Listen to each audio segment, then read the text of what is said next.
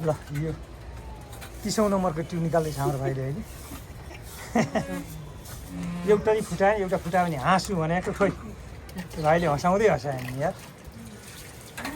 टक्क अब यसको लेदो आउँछ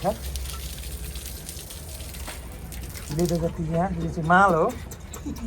यो मोही पारेर निकाले जस्तो यस्तो गरी एक बाल्टी यो मल हुन्छ हामी कहाँ बिरुवा खतम हुन्छ हावामा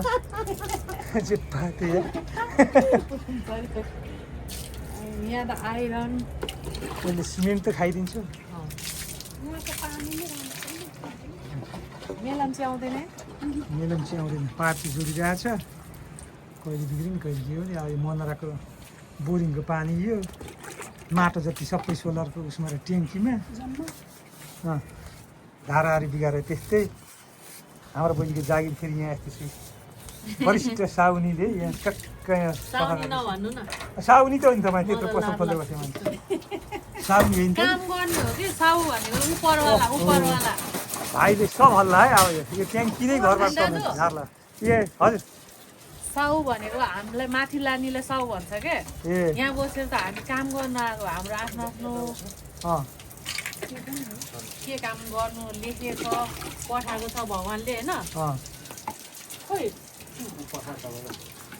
त्यही गर्ने हो के साउ साउनी केही पनि होइन सबै छोडेर जानु भएपछि के को साउ होइन तपाईँ घर लगाएर अहिले त साउनी नै हो नि सोलरको साउनी चिम्नीको साउनी पार्कटिङको साउनी गिजरको साउनी है हजुरहरू चाहिँ साउ के हामी त बेच्ने मान्छे हो हामी त के साउ अब हजुरहरूले किनेन भने हामी कसरी साउ भन्छ भन्दै भन्दैन काम गर्ने हो कि काम गर्ने ल अब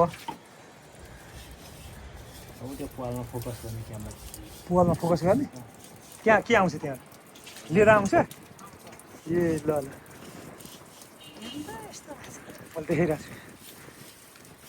यतिकै राख्ने भने त चरालाई गुण काइदा हुन्थ्यो भनेर ओ हो त्यसका चाहिँ ओहो अनि सफा नगरी हुन्छ त यो ल हेर यहाँ पो बस्नु भएको रहेछ कस्तो मजाले बस्नु भएको रहेछ फेरि होला त भाउ त्यहाँ एकछिनपछि आम्मामामा यसलाई भन्छ कुइरी मण्डल लेटो ल यस्तो तपाईँतिर पाउँछ कि पाउँदैन हाम्रोतिर मजाले पाउँछ यो यस्तो कसैको छ भने सम्पर्क गर्नु होला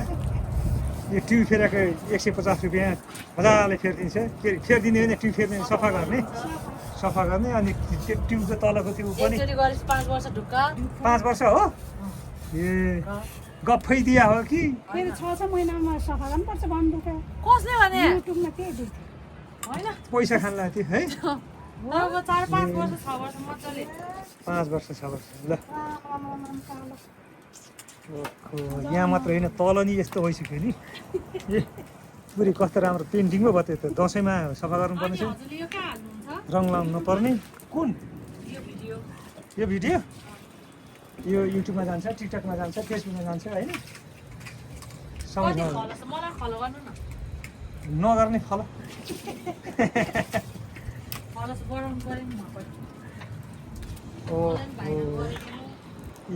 यस्तो पो छ त